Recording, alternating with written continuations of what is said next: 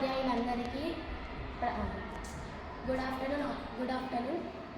ఈరోజు మనం మాట్లాడుకునేది గాలి, నీరు, నేల కాలుష్యం, దానివల్ల వచ్చే కారణాలు మరియు దాని నివారణలు. వాటి గురించి ఈరోజు మనం మాట్లాడుకుంటున్నాం. వాటి వల్ల మనం ఇప్పుడు వాటిని ఎంత దుర్వినియోగం చేసుకుంటే మన భవిష్యత్తులో అంత వాటి అవసరాలు తగ్గిపోతాయి. Sustainability of air, water, pollution. Sustainability అంటే ప్రకృతిని, వనరులను భవిష్యత్ తరాలకు కూడా అందుబాటులో పరిరక్షించడానికి. అంటే ఇప్పుడు మనం వాడే వనరులను దుర్వినియోగం చేయకుండా మనకి ఎంత అవసరమో అంత మాత్రమే వాటిని ఉపయోగించుకుంటాం. మిగతావన్నీ భవిష్యత్ తరాలకు వాటిని దుర్వినియోగం చేయకుండా అందించడం మన బాధ్యత. దాని గురించి మనం ఇప్పుడు ఎన్నో కాలుష్యాల ద్వారా రోజు ఎదుర్కొంటున్నాం. అవి మెయిన్గా అవేవేవి అంటే నీరు, నేల, గాలి. గాలి వల్ల జరిగే మన కాలుష్యాలు ఏంటంటే ఎంతోమంది ఇప్పుడు ఫ్యాక్టరీలు, ఇండస్ట్రీలల్లో ఎన్నో పనులు కావాలంటే ఎంతో పని చేసినప్పుడు కొంచెం వ్యర్థం అనేది దానివల్ల వస్తుంది. అది డైరెక్ట్ వాళ్ళు ఆకాశంలోనికి వదిలేస్తున్నారు. దానివల్ల ఎంతో ఎయిర్ పొల్యూషన్ అంటే గాలి కాలుష్యం అనేది వస్తుంది. దానివల్ల మనకి ఎంతో మనుషుల ప్రాణాలు కానీ అవన్నీ నేలలో కలవడము, గాలిలో కలవడం వల్ల చాలామంది వాటిని పీల్చుకొని చాలామంది ప్రాణాలకి ముప్పుగా మారింది. ఇంకా ఎంతోమంది ఈ చెత్తను వాటిని కాలుస్తున్నారు. కాల్వడం వల్ల కార్బన్ మొనాక్సైడ్ ఇంకా సల్ఫర్ ఆక్సైడ్ అనే రసాయనాలు వాటి వల్ల వస్తున్నాయి. దానివల్ల ఎంతోమంది అవి పీల్చుకోవడం వల్ల స్కిన్ క్యాన్సర్స్, స్కిన్ డిసీజెస్ వంటి ఎన్నో రకాల డిసీజెస్ అనేటివి మనుషులు గాలి కాలుష్యం వల్ల చాలామంది మనుషులు వాటిని ఫేస్ చేస్తున్నారు. కాబట్టి దాన్ని మనం ఎలా ఇంకా వెహికల్స్, ఎంతోమంది ఎన్నో రకాల వాహనాలు వాడుతున్నారు. పెట్రోల్, కోల్ ఇలాంటి చాలా వాడడం వల్ల ట్రాఫిక్ దగ్గర వాళ్ళు వాటిని ఆపట్లేదు. ఇంజన్ ఎప్పుడు వాళ్ళు కంటిన్యూలో పెడుతూనే ఉన్నారు. దానివల్ల వచ్చే పొగ అది పక్కనున్న మనుషులు పీల్చుకోవడం వల్ల చాలామంది ప్రాణాలు అనేవి పోతున్నాయి. కార్బన్ మొనాక్సైడ్ అనేది మనం సగం చెత్తను కాల్చినప్పుడు కార్బన్ మొనాక్సైడ్ అనేది వస్తుంది. దాన్ని పీల్చుకోవడం వల్ల ఎంతోమంది ప్రాణాలు పోతున్నాయి. ఆ కార్బన్ మొనాక్సైడ్ అనేది మన బాడీలో ఉన్న హిమోగ్లోబిన్ తోటి కలిసి కార్బాక్సీ హిమోగ్లోబిన్ అనే ఒక రసాయనాన్ని అవి మన శరీరం లోపల తయారు చేస్తున్నాయి. దానివల్ల మనిషి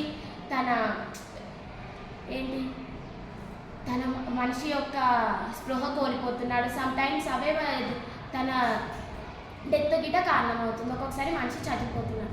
కాబట్టి వాటిని తగ్గించాలి. ఇంకా వాటి నివారణలు ఏంటిదంటే వాహనాల మీద తిరగడం తగ్గించాలి, సైక్లింగ్ ప్రోత్సహించాలి, నడవడం ఎక్కువ ప్రోత్సహించాలి, డిఫారెస్టేషన్ అనేది చేయకూడదు, మొక్కలను పెంచాలి, చెట్లను పెంచాలి. ఇంకా తర్వాత భూమి కాలుష్యం. ఎంతోమంది ఇప్పుడు ఎన్నో ఇళ్ళు కడుతున్నారు, అడవిలను నరికేస్తున్నారు, పెద్ద బిల్డింగ్లని అవన్నీ ఫ్యాక్టరీలని చాలా కట్టడం వల్ల అందులో ఉన్న జంతువులన్నీ బయటకు వస్తున్నాయి. రావడం వల్ల ఎంతోమంది ప్రజలకు ప్రాణ నష్టం జరుగుతుంది. కాబట్టి డిఫారెస్టేషన్ చేయొద్దు. ఇంకా అగ్రికల్చర్, వ్యవసాయంలో చాలామంది చాలా రసాయనాలు, ఎరువులు అవన్నీ బయట భూమిలో కలుస్తున్నాయి. కలవడం వల్ల భూమిలో ఉన్న సారం అంతా పోతుంది, మట్టిలో ఉన్న సారం మొత్తం తగ్గిపోతుంది. తర్వాత మనం పంటలు వేసినా మనకి అంతా రావట్లేదు. దానివల్ల అందరూ హైబ్రిడైజేషన్కి అలవాటు పడ్డారు. అవి తినడం వల్ల ఏమన్నా హెల్త్కి మంచిదా? అలానూ లేదు. అవి తినడం వల్ల మనిషి ఒకప్పుడు 100 సంవత్సరాలు బతికేటోడు ఇప్పుడు 60-50 సంవత్సరాలకే మనిషి అనేది చనిపోతున్నారు. కాబట్టి హైబ్రిడైజేషన్ అవన్నీ తగ్గాలంటే భూమిలో సారం ఉండాలి. భూమిలో సారం ఉండాలంటే ఫర్టిలైజర్స్ అవన్నీ వాడొద్దు. వాటన్నిటిని నిరోధించాలి. తగ్గించి ఆర్గానిక్ అగ్రికల్చర్, ఆర్గానిక్ వ్యవసాయాన్ని నడిపించాలి. బయోకెమికల్స్ని వాడాలి. అన్ని మనుషులకు ఉపయోగించేటి మాత్రమే వాడాలి, మిగతావి వాడకూడదు. అట్లా మనం భూమి కాలుష్యాన్ని తగ్గించాలి. ఇంకేముంది? వాటర్ పొల్యూషన్, నీరు కాలుష్యం. నీరు ఇప్పుడు ఎక్కడ ఏ ఇండస్ట్రీలలో ఎంత ఉన్నా కానీ అది డైరెక్ట్ వనరు ఎక్కడికి వదిలేస్తున్నారు? నీటిలోకి వదిలేస్తున్నారు. ఆ నీటిలోకి వదిలేయడం వల్ల నీటిలో ఉన్న చిన్న జీవులు కానీ, చేపలు కానీ, అందులో నివసిస్తున్న ఎన్నో ప్రాణులకి హానికరం జరిగింది. ఆ నీళ్లు తాగడం వల్ల మనుషులకు అలానే ఉంది. కాబట్టి అట్లా మెయిన్గా ఫస్ట్ ఫ్యాక్టరీస్ని అందులో అవి తగ్గించాలి. మనకి ఎంత ఉపయోగపడితే అంత మాత్రమే వాడాలి. దానికి మించి ఎక్కువ యూజ్ చేయొద్దు. ఎంత తక్కువలో వాడితే భవిష్యత్ తరానికి మనము వాటిని ఉంచవచ్చు, ఇంకా ప్రాణాన్ని కూడా కాపాడుకోవచ్చు. కాబట్టి వాటిని తగ్గించాలి. వాటర్ పొల్యూషన్ కావద్దంటే ఎక్కువ ఫ్యాక్టరీస్ నుంచి వచ్చేది తగ్గాలి. ఆర్గానిక్ ఫార్మింగ్ అనేది చేయాలి. బయో ఫర్టిలైజర్స్ని యూజ్ చేయాలి. పెస్టిసైడ్స్ ఇవన్నీ వాడకూడదు, అవన్నీ నిషేధించాలి. వీటి వల్ల మనము నీటి కాలుష్యాన్ని తగ్గించవచ్చు.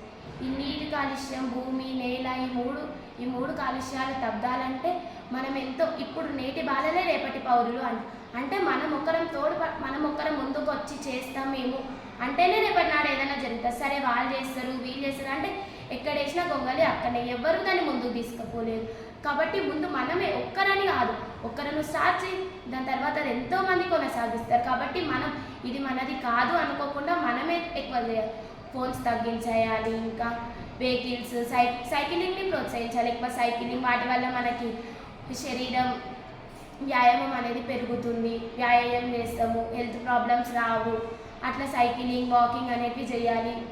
వాహనాలను తగ్గించాలి. ఇలా చేస్తే ఫ్యూచర్కి ఎంతో పెట్రోల్ కానీ, ఇప్పుడు కాలుష్యం కాకపోతే ఎన్నో మిగులుతాయి మనకి, పెట్రోల్ అవన్నీ మిగులుతాయి. వాటి వల్ల ఎంతో ఫుడ్, రోడ్ సైడ్ చాలా మంది ఫుడ్ తింటారు.